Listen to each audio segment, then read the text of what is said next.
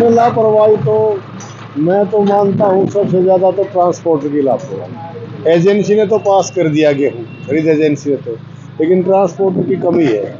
अगर ट्रांसपोर्टर मौके के ऊपर आ जाए, समय के ऊपर आ जाता है तो गेहूं का उठान हो जाए।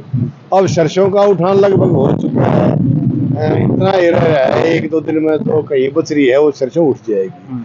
लेकिन मौसम को देखते हुए आड़तियों को बहुत भारी परेशानी हो रही है। जो भी गेहूं और सरसों डैमेज होगा वो आड़ती के ही खाते में लेके जाएगा, सरकार उसमें कोई सहायता नहीं करे हमारी। तो ये मैं तो प्रशासन से गुहार करता हूँ आपके माध्यम से, अब इस मौसम को देखते हुए जल्दी से जल्दी गेहूं का और सरसों का की लिफ्टिंग की जाए। अगर बारिश से गेहूं भीगता है तो मार किस पे पड़ेगी? मार आड़ती पे पड़ती है।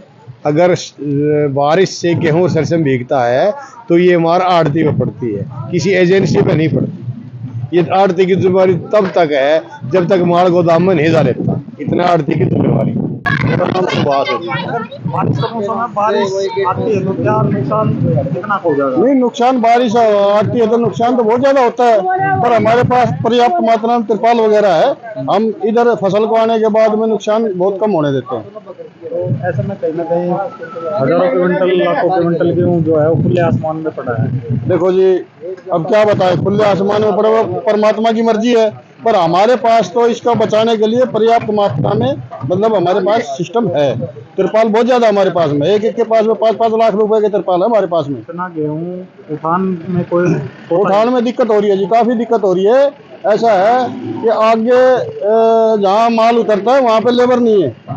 हाँ, एक दो पॉइंट चलते हैं, वैसे चल नहीं रहे पॉइंट। ये पता नहीं किसको ठेका दे रखा किसको नहीं, और हर साल ऐसे ही होता है। गाड़ियां मिल जाती है 3-3 4-4 दिन तक एक एक गाड़ी, वो गाड़ियां भरी खड़ी रहती है, उतरती नहीं है। क्यों? अब आगे पॉइंट खाली करने की जगह नहीं है। तो इसमें किसकी लापरवाही? लापरवाही देखो जी, इसमें तो लापरवाही हम तो यही कहेंगे भाई सरकार की लापरवाही है, जो ठेका दे रखा है ऐसे आदमियों को। और किसकी बताए भाई, सरकार इस चीज को देखे ना भाई, माल फटाफट उतरना चाहिए आगे जाके।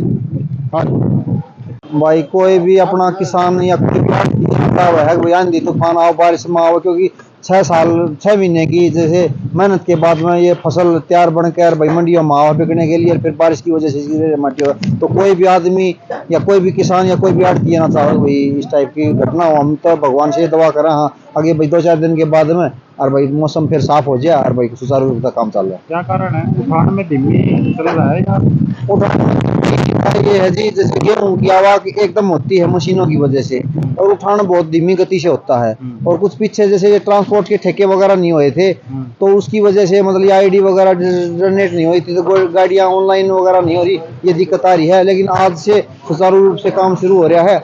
मेरी खुद की फर्म से भी 2-3 गाड़ियां भर के निकली। तो अनाज मंडी में कितना क्विंटल गेहूं पड़ा होगा? अनाज मंडी में देखो कितना पड़ा, लेकिन हमारी मंडी में 7-8 लाख कट्टे तक आराम से आ जाता है, 10-11 लाख तक कट्टे भी आ जाता है। अब की बार कुछ ज्यादा ही गेहूं आया हुआ है। अब की बार थोड़ी आवाक ज्यादा है, 50% काम हुआ है जी। अभी तो ये नहीं कह सकते ज्यादा आया है, लेकिन जिस हिसाब से आवाक उस हिसाब से अनुमान लगाया जा रहा है कि अब की बार और ज्यादा गेहूं होगा। पता है ढक भी नहीं रखा गेहूं को। भाई ढकने का सारा प्रबंध है हर एक आड़ती के पास में। अभी मौसम की सिर्फ आंधी चल रही है, आंधी चल रही है, इसलिए ढकाना है। जैसे बारिश की होगी सारा सौदा बिल्कुल रेडी है, तुरंत की तुरंत ढक दिया जाएगा। अभी तो देखो अभी सारी सुचारू रूप से काम चल रहा है लोडिंग का। नुकसान तो होगा ही अगर बारिश आती है। बिल्कुल होगा जी, बारिश आने के बाद तो नुकसान फसल में तो तैयार अनाज हो तो नुकसान तो जाहिर सी बात बहुत ज्यादा हो जाता है। तो ये किसके ऊपर मार पड़ेगी? ये तो जी क्या या तो किसान के ऊपर मार पड़ेगी, आड़ती के ऊपर मार पड़ेगी जी।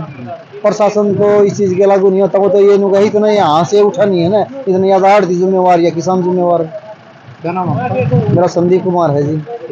सरसों में 10 दिन हो लिए हमारी सरसों की लिफ्टिंग हुई और अभी तक पैसे नहीं आए हैं जमींदार के।